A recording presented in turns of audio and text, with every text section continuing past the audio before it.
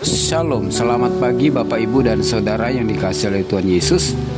Renungan kita pagi hari ini dengan judul Hidup Berkemenangan di Dalam Tuhan. Diambil dari Kolose pasal 2 ayat 6-7. Kamu telah menerima Kristus Yesus, Tuhan kita. Karena itu hendaklah hidupmu tetap di dalam Dia. Hendaklah kamu berakar di dalam Dia dan dibangun di atas Dia.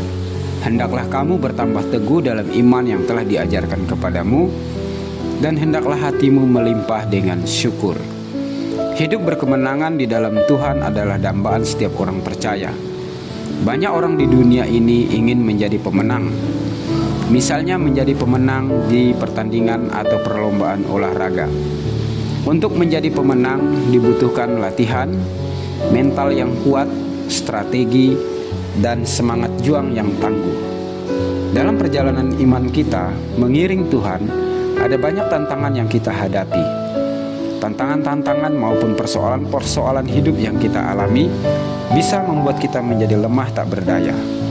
Lemah tak berdaya dalam kehidupan rohani orang percaya bukanlah sifat yang ideal. Tentu ada kelainan dalam kehidupan kerohanian kita.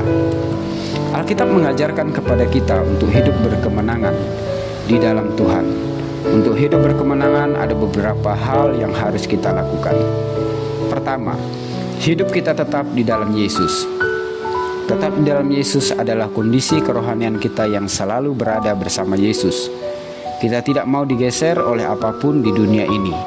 Tetap di dalam Yesus artinya kita terhubung seperti pokok anggur dan ranting. Ranting tidak akan berbuah apabila tidak melekat pada pokok anggur. Sebagai orang Kristen, kita dituntut untuk tetap hidup di dalam Yesus. Mereka yang hidupnya terombang-ambing oleh dunia akan dikalahkan oleh dunia dan sulit untuk hidup berkemenangan.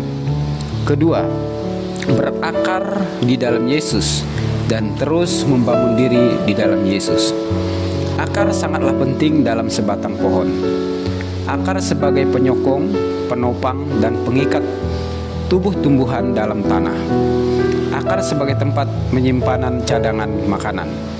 Fungsi vital akar adalah menyerap air dan garam-garam mineral yang terlarut di dalam tanah.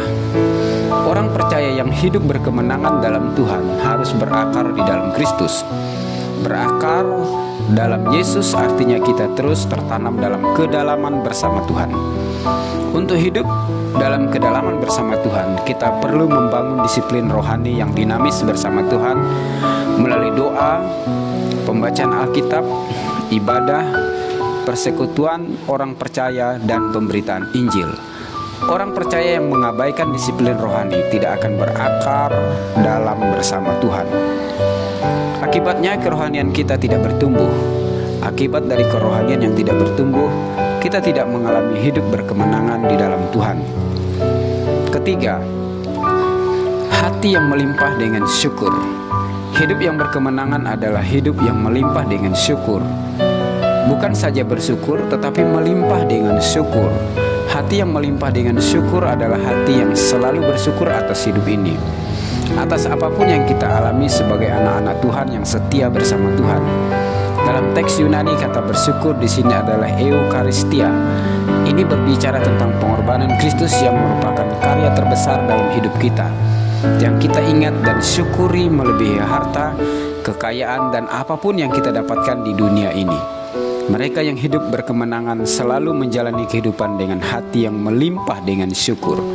Tuhan Yesus memberkati. Amin.